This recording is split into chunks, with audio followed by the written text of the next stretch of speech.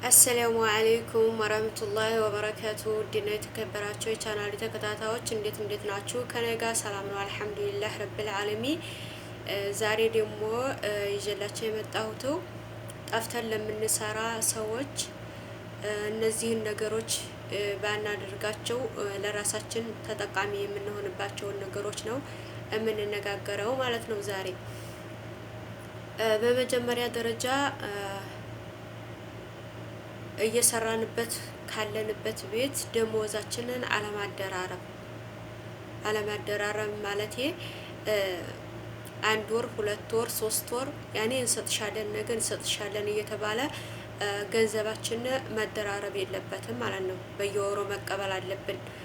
ላይ ቀድራላህ አንድ ነገር እንኳን ብንሆን ከነሱ ጋር ከሆነ መዳሟ ጋራ ብንጣላ ያን ገንዘባችን ያው እነሱ ጋር ነው የሚቀረው ማለት ነው። ምክንያቱም ህገ ወጥነን በምን እንጠይቃቸዋለን? ከወጣን ወጣን ነው ማለት ነው። አላህን የማይፈሩ ከሆነ ያን ገንዘብ ቀልጦ ቀረ ማለት ነው። እንደዛ ላለመሆን ገንዘባችንን በየወሩ እንቀበል እላለሁ። በሁለተኛ ደረጃ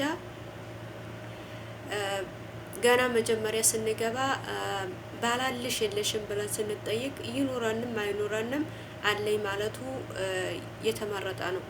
ምክንያቱም አንዳንድ ቀን ኢጃዛም ልንሄድ ስንፈልግም ሆነ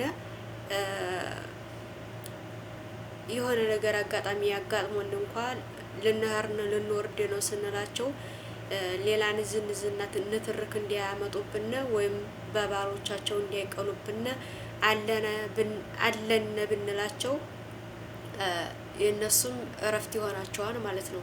አንዳንድ አረቦች አሉና ቀናታቸው አፍንጫቸው የሆነ ለነዛ መፍትሄ ይሆነናል ማለት ነው።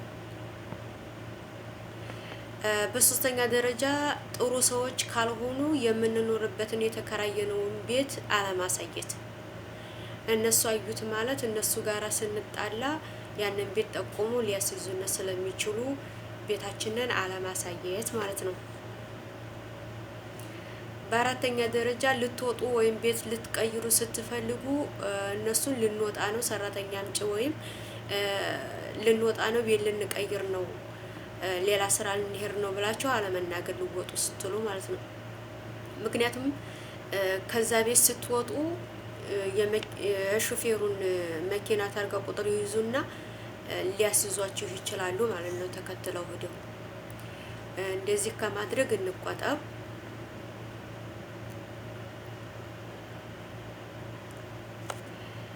በአምስተኛ ደረጃ ገንዘባችሁን አንሰጥም ሲሉ አለመከራከር።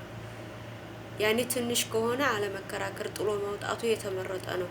ምክንያቱም እኛ ወረቀት ከሌለን ምንም ማድረግ ይችላሉ። ያለንን ገንዘብ ድሮ የሰጡንን ሁሉ ቀምተውና ደብድበው ሊልኩን ስለሚችሉ አለመከራከር ያኔ ቤታቸውን ጥሎ መውጣት የተሻለ ይሆናል እላለሁኝ።